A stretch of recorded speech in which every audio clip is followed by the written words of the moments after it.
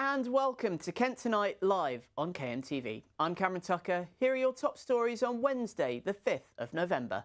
The fight continues. Friends and family of former Dartford schoolgirl demand action 1 year on from tragic holiday death. Unfortunately, 12 hours later, we could start to feel the effects, and 24 hours later, Simone was gasping for air. Starmer surprise. This year's Edenbridge bonfire effigy revealed. Yeah, it's really creative. I like the sausages on the head. It's a nice touch. Oh, actually, that's really good this year. That's better than the last year's. That's really good.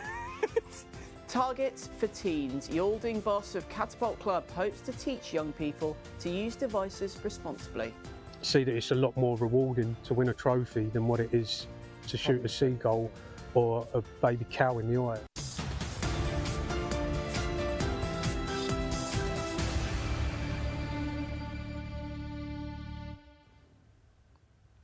But first tonight, the survivor of a mass methanol poisoning in Laos, which took the life of her friend and former Dartford schoolgirl, has called on governments and travel agencies around the world to do more to warn young people about the deadly substance. Simone White was one of 6 people who died almost a year ago in the Southeast Asian nation after drinking shots, which are thought to have been tainted with the toxic chemical. Her friend Bethany Clark was with her at the time and has been working with Simone's family and Kent MPs Jim Dixon and Laura Trott to get policymakers and the travel industry to better inform people of the risks of methanol. I spoke with Bethany earlier today about the campaign and the legacy of her friend and former Wilmington Grammar School for Girls student Simone. She started off by telling me about the incident in Laos last November. We went to our hostel bar for some happy hour drinks, and it turned out that those drinks contained a deadly substance called methanol, and it's found in counterfeit alcohol. And obviously at the time it was marketed as free shots, so we could choose between vodka or whiskey, and lots of people drank there, and it's not uncommon in Asia, Southeast Asia, to get these happy hours. And unfortunately, 12 hours later, we could start to feel the effects, and 24 hours later, Simone was gasping for air, unable to talk to me, and really she was going into respiratory distress, and ultimately she ended up in a coma, and her mum had to fly over from the UK and switch off Simone's life support on the 21st of November. So we're nearly a year on. It's such a glib question to ask, but what has the last year been like for you and Simone's family? Obviously just horrendous. I mean, it's one thing to lose your best friend and one thing to lose your daughter, but it's another thing having her face all over the newspapers and having to come back to the UK again. Obviously, I was living over in Australia at the time, and my whole kind of trajectory had to change for a number of months, which I mean, that was the least of our worries, really. But yeah, trying to educate people as well, it's just really hard. And we've started up this campaign, the Simone White Methanol Awareness Campaign, really because we knew that people weren't actually aware of this problem really until it happened. And even now, there's still going to be people that aren't aware of methanol poisoning. And that's really why we're still going with this messaging of don't drink spirits when you're in places that you're unfamiliar with. And we had a case in Brazil just a couple of weeks ago where 3 people died. So there's a lot more that governments can be doing really to try and prevent these poisonings from happening. And a lot of the time, the antidotes are also not there. So even if you wanted to try and treat it, a lot of the time it's quite difficult to do that without the antidote. Tell us a little bit about Simone as a person, what she was like. She was just one of those people that always had plans, very busy, very active, lots of different sports, so many different groups of friends. And we always tried to kind of amalgamate our friendship groups so that we could do things together, which was nice. So I know a lot of her friends, and she knew a lot of mine, and we just did so many holidays together over the years. We'd kind of done a lot of Southeast Asia, and these 2 countries, Cambodia and Laos, were kind of our last 2 to tick off.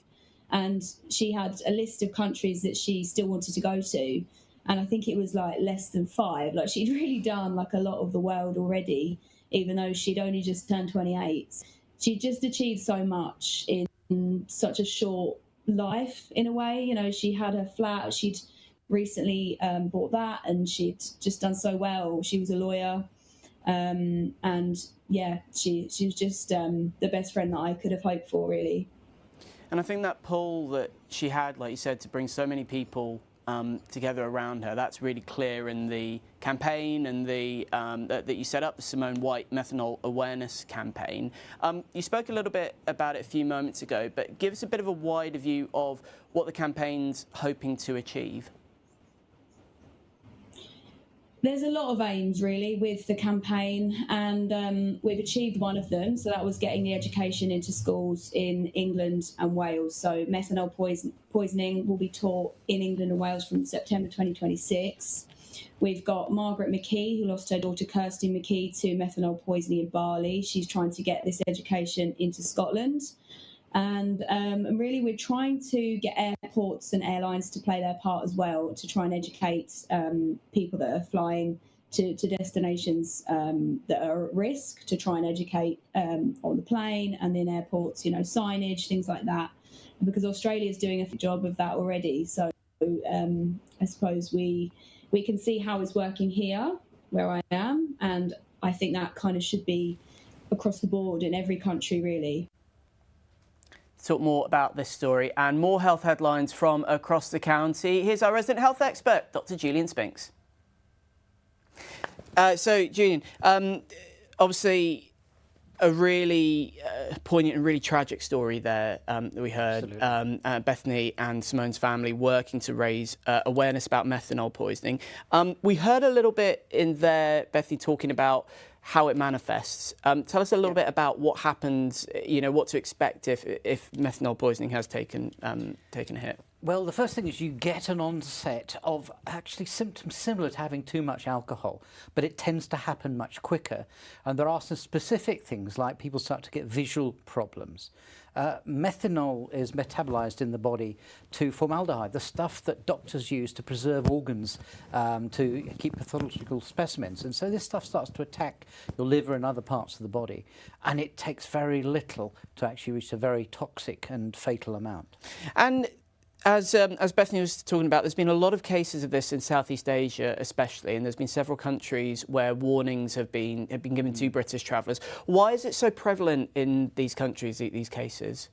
I think there's two ways in which methanol gets in drinks. The first is when they've deliberately used methanol to dilute drinks and make them cheaper, and that's really a deliberate thing. The other one is if you make homemade moonshine and you get the temperatures wrong, you will produce methanol. And so they may be innocently giving you something they think is okay, but it's got methanol in it.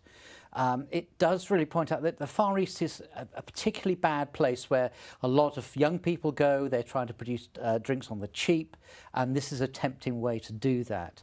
So we've got to look at it. Although I was very surprised when I looked at the list of countries, even Japan is on that. And I wouldn't have expected Japan, which is very regulated, to have that. But obviously, you've got to be very careful.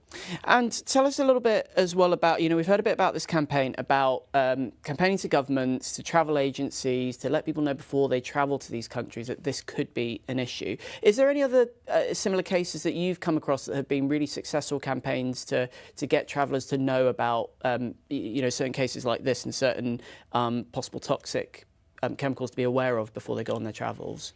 I would say that if you're going outside Europe and the United States and Australia, you should be looking at the guidance you get from the government about those countries to keep you safe, whether it's to do with violence, risk of terrorism, but also health risks, which can be infections, but it could be this. And people need to get into the habit of doing that because that's the way you're going to succeed. I think that travel agents and travel companies do have some responsibility to forewarn you that there are problems as well when you're booking.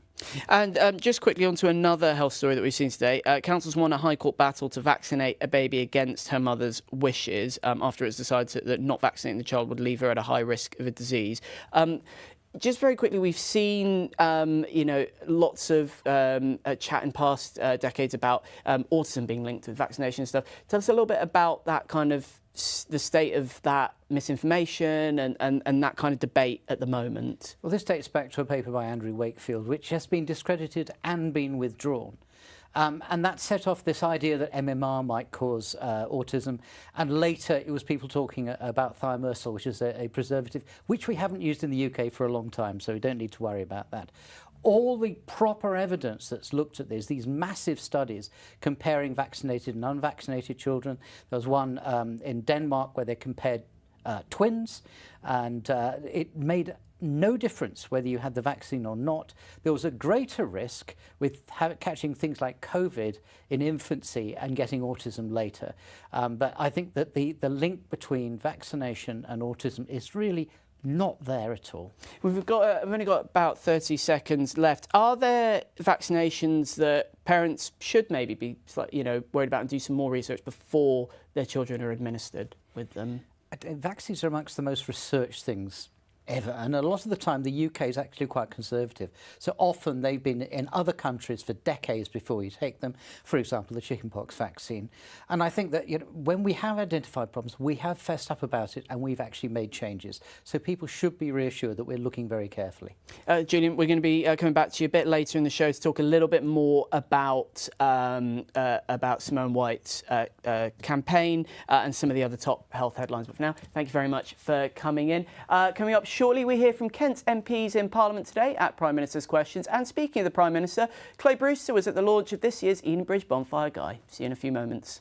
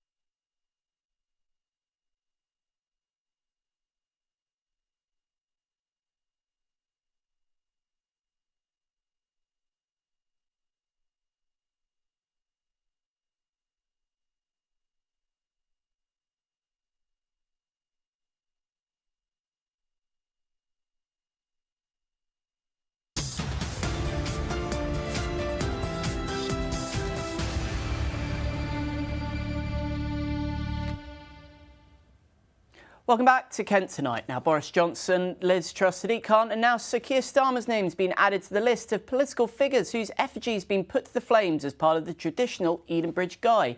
The annual celebration in West Kent has poked fun at famous faces for more than 30 years, but as Chloe Brewster's been finding out, it was a close call for who was going to be this year's selection. Edenbridge Bonfire Society has been around for over 95 years, and its Celebrity Guy has made it one of the most iconic firework night celebrations in the nation. Last year, the Guy was Ticketmaster and the Oasis brothers, swaying from the typically political Guy choice. There were plenty of options for who was going to be the Edenbridge Guy this year, but for the people of Edenbridge, the answer was obvious.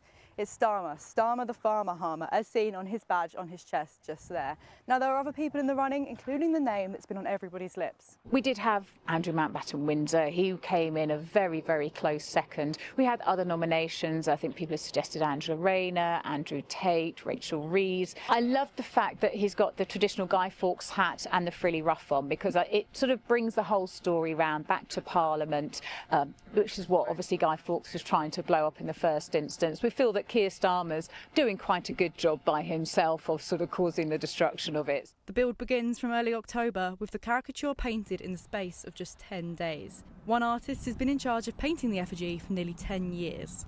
The scale is definitely the biggest challenge, because I don't actually get to see it until you guys see it. So I'm seeing it with the whole world, and I'm basically on the edge thinking, is it going to look okay? And if it isn't, then there's nothing I can do about it.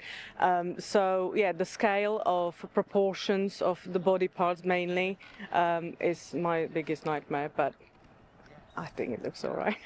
I took to the high street in Edenbridge to get a feel for local reactions. That's good. It's good. That's brilliant. Who is it? No idea. No, I haven't. No, I haven't. Yes, it's a very good likeness. Yeah, it's really creative. I like the sausages on the head. It's a nice touch. Oh, actually, that's really good this year. That's better than the last year's. That's really good. As people here look forward to lighting up the bonfire on Saturday, we're sure Labour are hoping the upcoming autumn budget won't go up in smoke too. Chloe Brewster for KMTV in Edenbridge. Chatham and Aylesford MP Tristan Osborne has called out Kent County Council's Reform UK leadership in Prime Minister's questions. He referred to the council as the shop window into Reform UK. Tristan Osborne. Thank you very much, Mr. Speaker. The leader of my local council, Kent County Council, has said that they're a shop window on Reform UK, with councillors facing criminal charges, inappropriate conduct and behaviour, a defection, 5 expulsions, a failed Doge cost-cutting drive and an authoritarian leader who shouts and swears at colleagues. Does the Deputy Prime Minister agree with me that the people of Kent deserve so much better? And how is the government going to ensure that we deliver higher standards in local government? Prime Minister. I see the honourable member for Clacton in his seat. Reform said, this may be the first time I've seen him in Prime Ministers, but Mr. Speaker, Reform said that Kent County Council would be the best advert for what a Reform government would look like. They're delivering on the chaos that they promised and on standards in public life. I say to the honourable gentleman, no, Mr. Speaker, this is serious. I used to replace the honourable gentleman on LBC, so we've known each other for many years. The disgraceful, racist language that we heard from a Reform MP last week belongs in the dark ages. Also speaking was Ashford MP Sojan Joseph. Speaking about renters and homeowners, he asked why those who pay council tax should also be made to pay for the maintenance for the areas they live in. Sojan Joseph. Mr. Speaker, I'm regularly contacted by leaseholders and residential freeholders from across Ashford, Hawkinge and villages who raise concerns about rising property management fees, poor service and lack of transparency over what they are being charged for. As they already pay council tax, it is wrong they pay extra for maintenance of roads and green areas on their estates. will the Deputy Prime Minister update the House on the actions the government is taking to reform the current outdated system so that my constituents can look forward to having stronger rights, greater powers and improved protections? Deputy Prime Minister. Well, Mr. Speaker, for millions of leaseholders, the dream of home ownership has fallen woefully short of what was promised. That's why we're implementing the Leasehold and Freehold Reform Act, providing homeowners with greater rights, power and protections. We'll bring the injustice of fleasehold to an end, protecting people from unfair costs. And as he knows, my honourable friend for Greenwich is going to meet the Director of First Port to address serious concerns over their performance. Now don't forget, you can keep up to date with all our stories by going to our website, where you can watch all our stories, including this one. All of our energies have been focused on choosing the right person to lead this group into the future. We've already made history. It was just 6 months ago at Kent County Council that Reform UK swept the local elections. They won 57 out of a possible 81 council seats, painting County Hall turquoise in the process. But 6 months is a long time in politics, and since then we've seen suspensions, expulsions and infighting dominating the local and national headlines when it comes to our local upper tier authority. I'm just asking you. You are. That's exactly what you're asking me to do. But what do the people that voted for them think? Are they going to give them any leeway after their first 6 months? And do they think that time was a success? I was really disappointed with the other party. I voted for reform, but I'm sorry. You got me there. You got me there, I'm afraid. This is the first 6 months of Reform UK in the eyes of the people of Kent. Back in May, over 17,000 people turned up at the polling booths on the Isle of Sheppey. And of those, nearly 10,000 voted for Reform candidates. Are those same people now feeling any buyer's remorse? Yes, exactly, yeah. Why is that? What's gone wrong? They can't seem to run a council, let alone a country. I think it's fantastic. Yeah, I was all for it. And if they keep to the promises that they've made, even better. I think in all parties you get arguments and people fall out with one another. I think at the moment people are finding their feet, and I think once things settle down it'll be okay. We needed something different than that, definitely, from what we've had, and so that's why I thought. But now I'm not 100% certain sort of what they've done, to be honest with you. Are you getting a bit of buyer's remorse? A little bit, yes. The hint of a sea change in public opinion on the shores of Sheerness. But further inland, a different story is taking shape. Maidstone is the county town, and they did elect quite a few Reform councillors, some of whom have now been expelled from the party. Even Lyndon Kemp-Carron, the leader of the council, is a Maidstone councillor, though for the South East Division. So do people on the streets of Maidstone support the new party at County Hall? And do they think they've been doing a good job? Well, we can't really tell, can we? I mean, and that's for them arguing. I can't see that's anything to worry about, really, because, I mean, we all get a bit hot under the collar at times, don't we? So no buyer's remorse as of yet? No. And I hope they go further. You know, you sort of hope they do the right thing, but I suppose they've started to try and do potholes and other things. But no, I think they do the best. That's all I can say.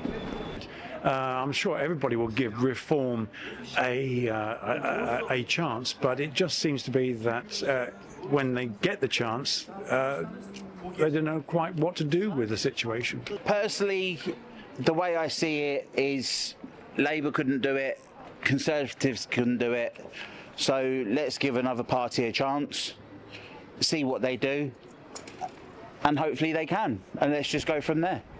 A county divided much like the party overseeing it. But the leader of Kent County Council says the last 6 months have still been a success. It's been a huge success. Yes, we've had our ups and downs. We're a brand new political party.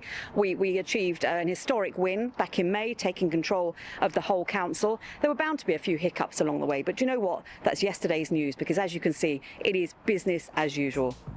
There's still big questions hanging in the air. There's a £2.5 billion budget to set sooner rather than later. And many people on our high streets are wondering, will the next 6 months be smoother than the last? Ollie Leader at County Hall. Now it's time for a quick look at the weather.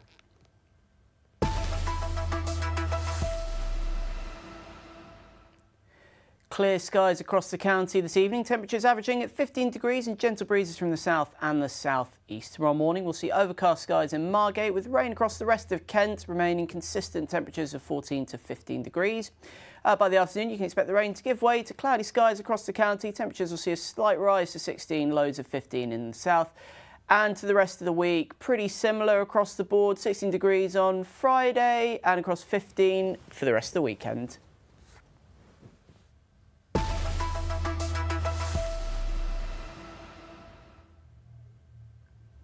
Now time for a quick break. We'll be back with all the top stories from across the county in a few moments' time.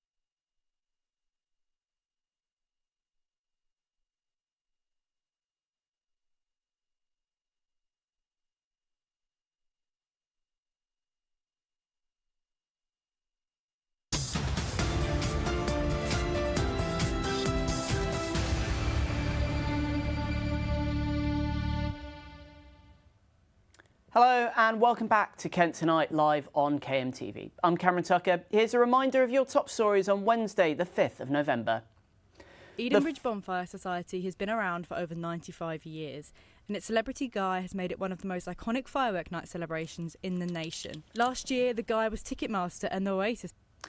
Apologies for that. We seem to be having technical difficulties there. But first, we'll have a look at our top story. The survivor of a mass methanol poisoning in Laos, which took the life of her friend and former Dartford schoolgirl, has called on governments and travel agencies around the world to do more to warn young people about the deadly substance. Simone White was one of 6 people who died almost a year ago in the Southeast Asian nation after drinking shots, which are thought to have been tainted with the toxic chemical. Her friend Bethany Clark was with her at the time and has been working with Simone's family and Kent MPs Jim Dixon and Laura Trott to get policymakers and the travel industry to better inform people of the risks of methanol. I spoke with Bethany earlier today about the legacy of her friend and former Wilmington Grammar School for Girls student Simone, and she told me about what they're hoping to achieve with the campaign. So it's really just trying to think holistically across the board how we can get the message out, and trying to get governments to create the resources that Australia have already been doing. So the posters, the leaflets, things that people can actually display so that there's a visual sign that people can see, oh yes, I know the symptoms now of methanol poisoning. Because it's really those symptoms that are so important to know, because they're so similar to a hangover but are so lethal. And so it's things like the vision loss and the breathlessness, things that just would never really accompany a hangover, but everything else, so the vomiting, the nausea, the headaches, the sensitivity to light, things like that, you know, you could get that with a hangover, which is why a lot of the time people try and sleep methanol poisoning off because they're so tired from it. And unfortunately, that's the way that they end up passing away, because like Greta and Arno, who passed away tragically 6 weeks after the incident in Laos, they unfortunately drank some limoncello from a restaurant, which is actually still open, and they passed away because they just stayed in their room trying to sleep it off. And that's just an all too familiar tale. What more needs to be done? What would you like our government in the UK and governments internationally to be doing as part of raising awareness and making a real tangible difference to people travelling to these countries going forward? I think there's just so much that can be done, and we're really just starting off. We've got a little bit of education from next year, but really everything else needs to be targeted. So, as I say, the airports could be doing a lot more with signage. The airlines could be potentially talking about it when people are flying to those high-risk countries, and including something in their in-flight magazine about the risk of methanol poisoning, because we're actually suggesting that people buy duty-free before they go, because we know that that's a lot safer than things that could potentially be counterfeit when you're out in these countries. And also it acts as a bit of an antidote. So if you think you've got methanol poisoning, the best thing that you can start to do is drink a small amount of good quality alcohol. So around, depending on your weight, around 30 to 40 millilitres an hour. And that will give you time to get to a hospital before that methanol is broken down into formic acid, which is the thing that's sort of eating into your organs and making you feel so unwell and causing the optic nerve damage, which is what we've seen in Callum McDonald, who tragically went blind in this same Laos poisoning. So he drank the night before us, and he's now doing a lot of advocacy work. Like you said, it's going to be taught in schools from September 2026. There's been an influencer campaign as well recently. There's obviously the work that you and the family and everyone to do with the campaign has been doing in the last year.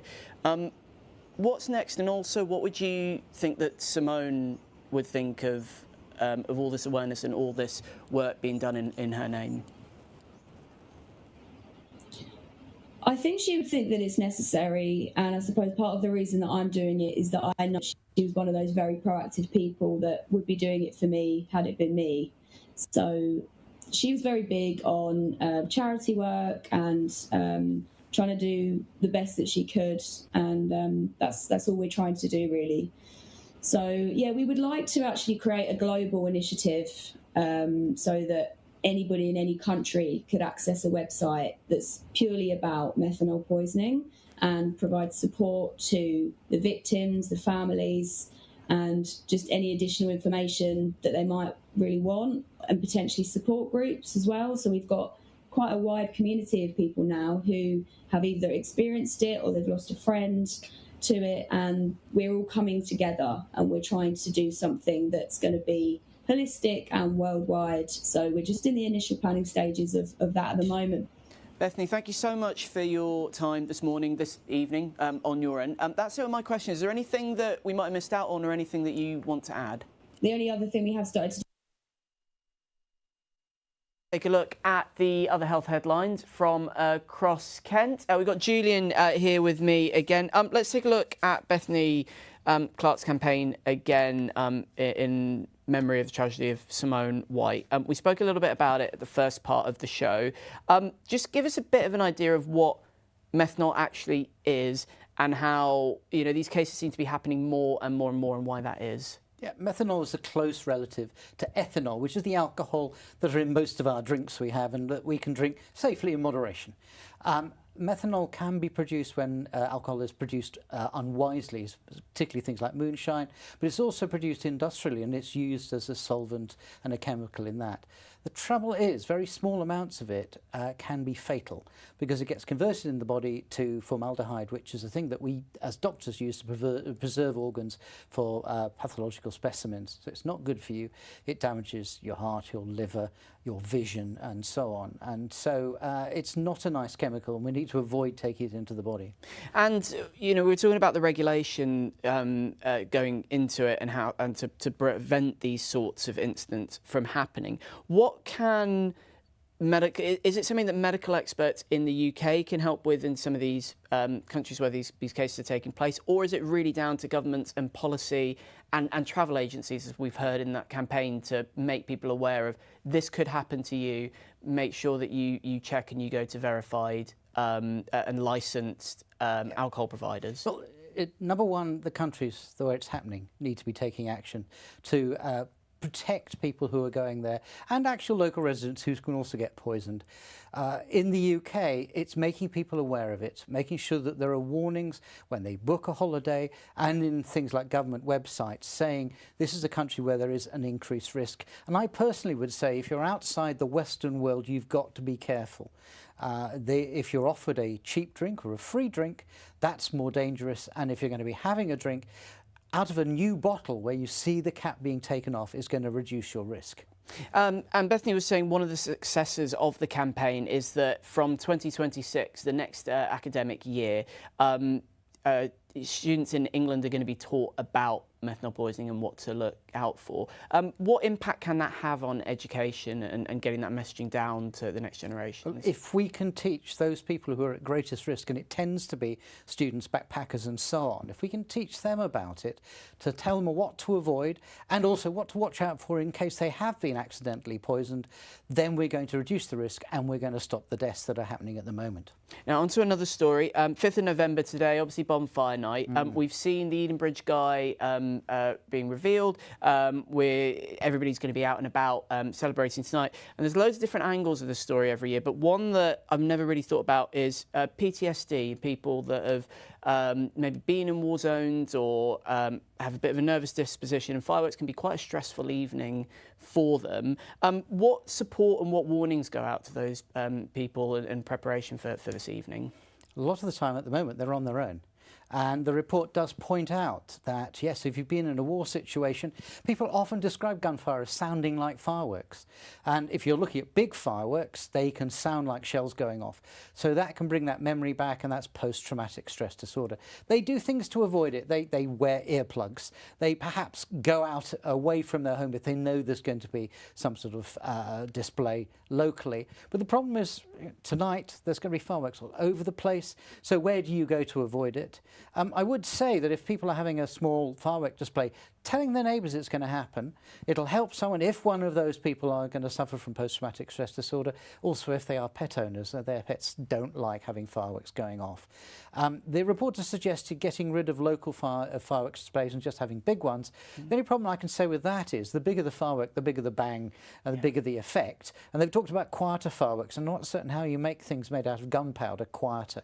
But even so, it's making people aware that some people may suffer from their fireworks. And just very quickly, we've only got a minute left. You talk about stress. It is also Stress Awareness Day today. Are you seeing more people coming? We've seen, like with cost of living and the pandemic, are you seeing more people coming in with stress-related issues to your practice and in Medway? Yes, all those things in life that put pressure on you build to the point where you might suffer from sort of clinical levels of stress. And so employment problems, unemployment, financial problems, housing problems, homeless problems, all those things build up towards it. And what you get out of this is anxiety, fear, unable to concentrate, not really coping with normal daily life. And so we need to teach people, number one, how to avoid stress, and that's things like taking regular breaks. Also things like meditation that can reduce their risk. We can offer them cognitive behavioural therapy. At the far end of things, drugs, but actually often it's non-drug therapies that work best for this. And if we do that, we can then reduce the toll of stress in society, but we're not going to be able to take away all the pressures that contribute towards it. Absolutely.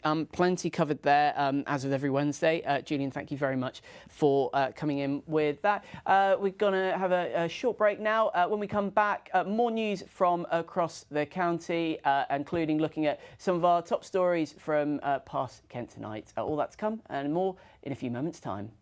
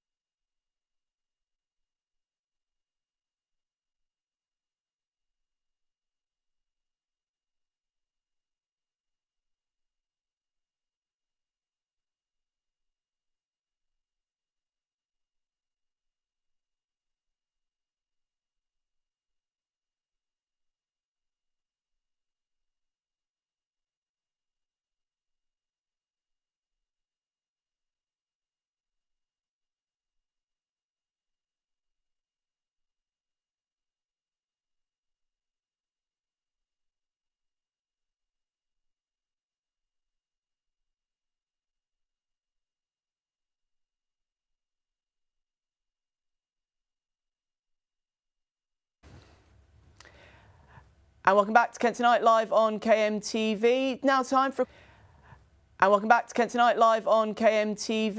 time for a quick look at the latest sports news from across the county. Ebbsfleet beat their